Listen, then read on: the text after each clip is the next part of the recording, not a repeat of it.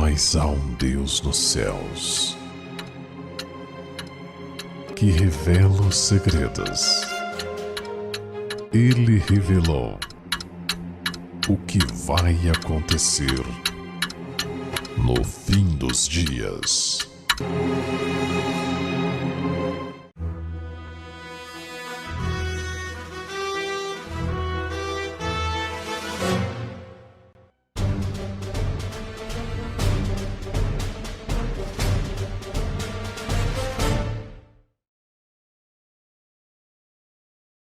Emanuel, Deus conosco. Como você lê? Parte 9. Assim, quando ele veio semelhante aos homens, declarou ser o Eu Sou. E, acerca da ressurreição dos mortos, não tendes lido o que Deus vos declarou, dizendo: Eu sou o Deus de Abraão, o Deus de Isaque e o Deus de Jacó. Mateus 22, 31 e 32.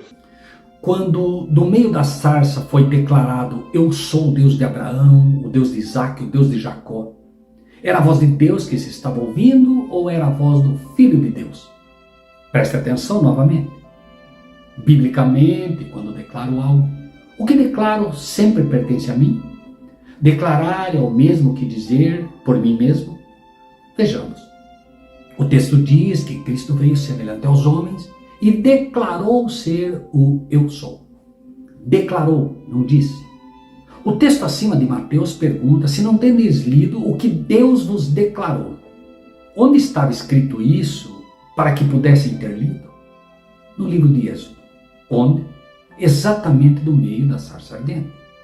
E vendo o Senhor que se virava para ver, bradou Deus a ele do meio da sarça. Disse mais: Eu sou o Deus de teu pai, o Deus de Abraão, o Deus de Isaque e o Deus de Jacó. Êxodo 3, 4 a 6. Como entender isso? Afinal, foi Deus quem falou ou foi Cristo? A lição é exatamente a mesma da sarça ardente dada antes. A sarça ardente representava Cristo. E do meio da sarça ardente é que saiu a voz, e não do céu. Como quando Deus testifica de seu Filho, porque embora seja o Filho declarando, embora seja a voz do Filho que se ouve, é Deus o Pai falando através de seu Filho. Vejamos. Havendo Deus antigamente falado muitas vezes e de muitas maneiras aos pais pelos profetas, a nós falou-nos nesses últimos dias pelo Filho. Hebreus 1:1. Havendo Deus, que Deus, o Pai, antigamente falado muitas vezes, no Velho Testamento, e de muitas maneiras, uma delas através da sarça ardente, aos pais pelos profetas.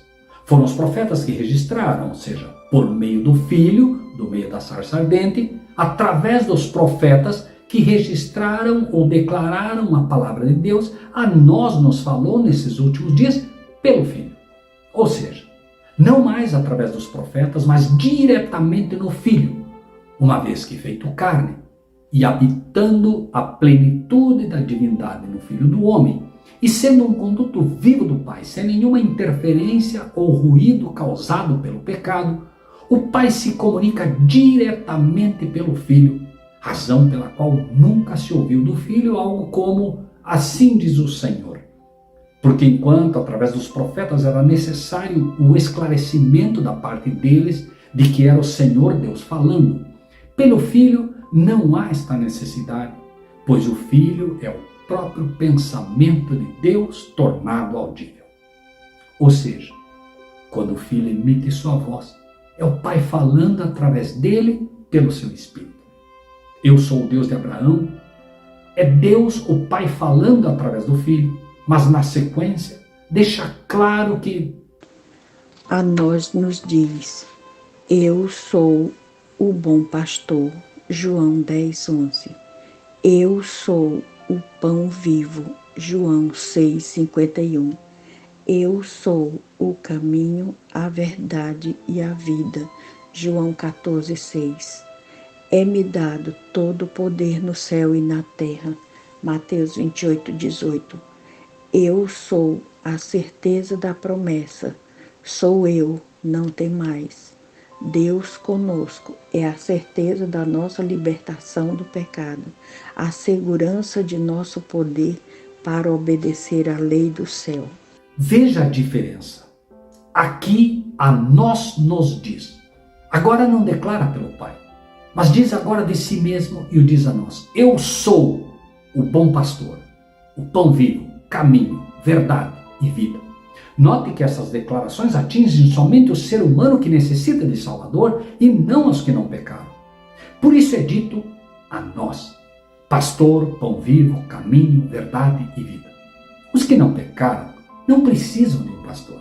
Não precisam do pão vivo, pois se alimentam diretamente da fonte. Não precisam do caminho, pois onde estão é o seu lugar.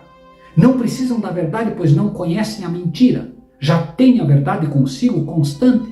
E não precisam de vida, pois não tendo pecado, não estão sujeitos à morte, como nós estamos. É-me dado o poder, certeza da promessa, etc, etc, etc.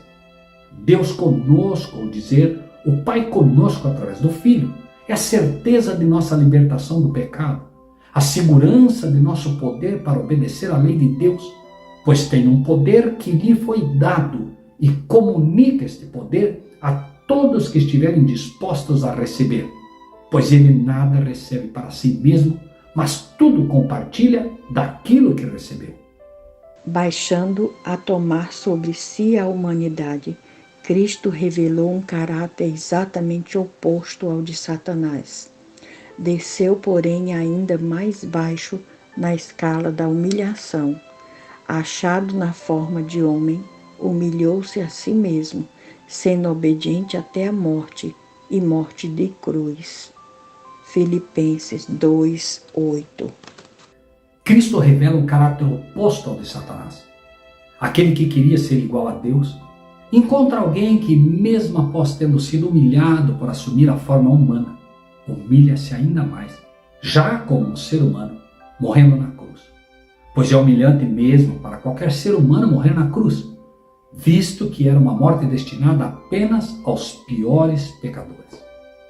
Cristo não apenas se humilha deixando suas vestes reais no céu, mas humilha-se novamente como ser humano ainda mais, e demonstra isso quando deixa suas vestes, seu manto de mestre, para assumir a forma de servo dos servos, quando começa a lavar os pés dos discípulos.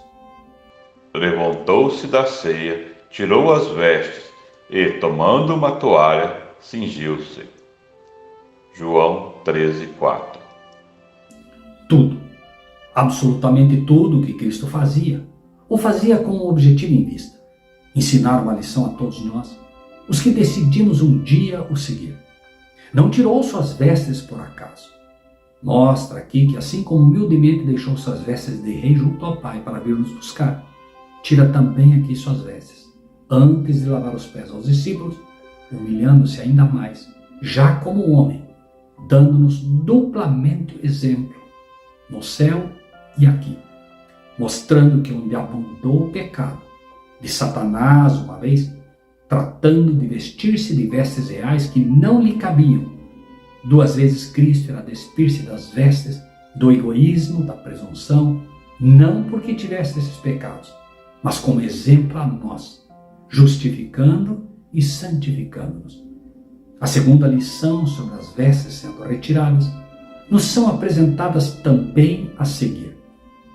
Como o sumo sacerdote punha de parte suas suntuosas vestes pontificais e oficiava no vestuário de linho branco do sacerdote comum, assim Cristo tomou a forma de servo e ofereceu sacrifício, sendo ele mesmo o sacerdote e a vítima. O sacerdote tirava suas vestes humanas e colocava as vestes de sacerdote para ministrar pelos homens.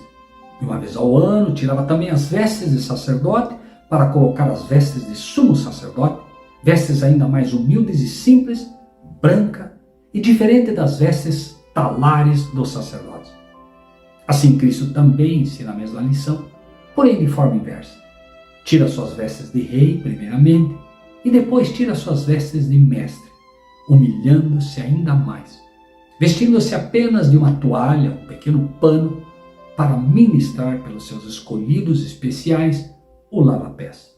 Prezado amigo, amiga, irmão ou irmã, vivemos tempos difíceis e muito em breve essas mensagens serão proibidas. O tempo de semear a palavra de Deus é agora. Se você acredita que essas mensagens são necessárias e acredita que elas te ajudam a crescer espiritualmente, ajude-nos, fazendo com que ela alcance a outros. Se você não é inscrito, inscreva-se no nosso canal. Se você já é inscrito, lembre-se do que Deus disse: de graça recebeste, de graça dai. Separe pelo menos 10 amigos seus, convide-os e inscreva-os no nosso canal. Apenas 10 amigos. Somos hoje em 13 mil. Se cada um de nós colocarmos apenas 10 pessoas, seremos em breve 130 mil e vamos alcançar muito mais pessoas para Cristo. Lembre-se que o profeta não tem honra em sua terra. Então é mais fácil que a pessoa por quem você luta para que aceite a verdade presente possa aceitar a mensagem vindo de outra pessoa. Faça a sua parte. Colabore com o reino de Deus e que Deus seja contigo.